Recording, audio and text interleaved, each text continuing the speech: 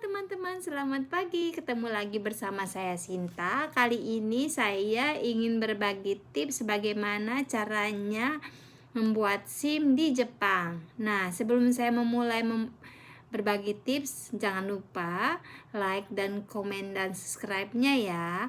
Oke, lanjut lagi. Nah, bagaimana caranya membuat SIM di Jepang, yaitu pertama-tama persyaratannya yaitu kita harus menjadi warga negara tetap di Jepang. Nah, setelah itu kita daftar di daerah sekitar kita ya. Pasti ada di daerah sekitar kita daftar untuk menjadi di sekolah menyetir ya. Nah, di situ kita akan melakukan belajar dan tes di lapangan. Nah, setelah tes di lapangan, langsung kita melanjutkan soal dan tes menyetir.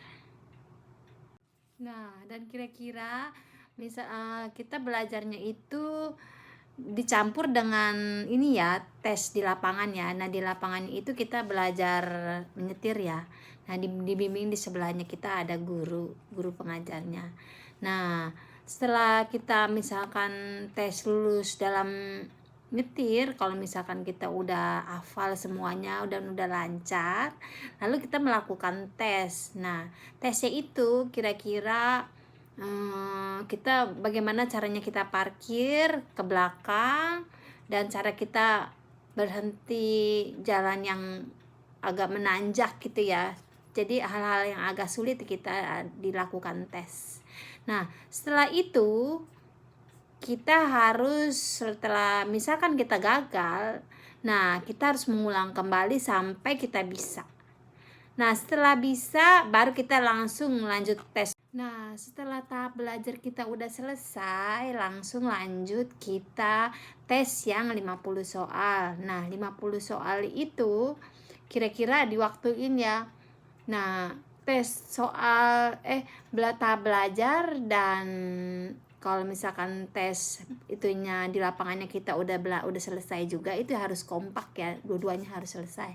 Nah, dua-duanya harus selesai itu baru kita bisa melakukan tes 50 soal ya. Nah, dan waktunya itu sangat singkat ya, yaitu 30 menit. Nah, kebetulan saya itu memakai bahasa Jepang. Nah, jadi mungkin 30 menit agak sulit, temen kita semangat aja ya, dan tiap hari saya belajar, alhamdulillah bisa. Dan setelah bisa, langsung kita lanjut ke 100 soal, dan 100 soal itu waktunya kira-kira 1 jam ya. Nah, setelah mengenai bahasa, terserah kita ya, misalkan tapi tidak ada bahasa Indonesia ya. Nah, bahasanya itu kita mau, terserah kita mau ngambil bahasa Jepang, bahasa Inggris, atau bahasa bahasa Mandarin ya, mungkin bahasa Cina ya.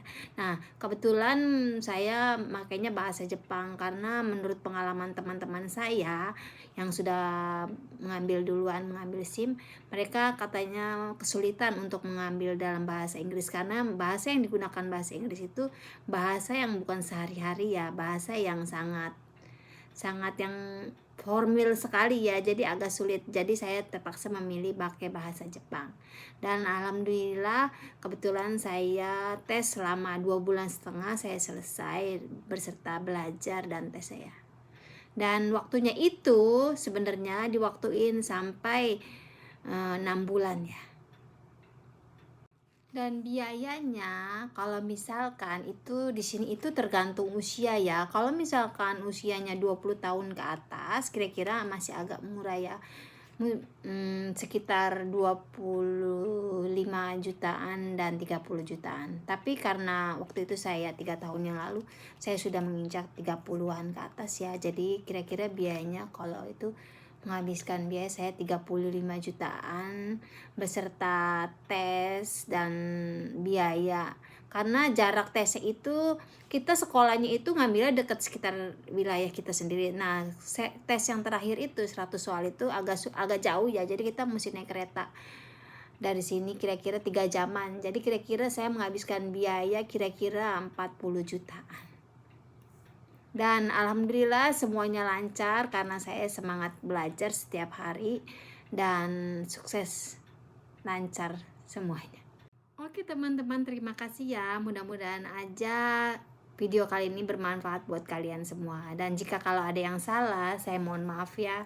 Dan itu pengalaman saya waktu saya bikin SIM. Dan siapa tahu ada yang ingin membuat SIM tapi agak bingung dan bagaimana caranya, ya itu kira-kira pengalaman saya waktu saya bikin SIM.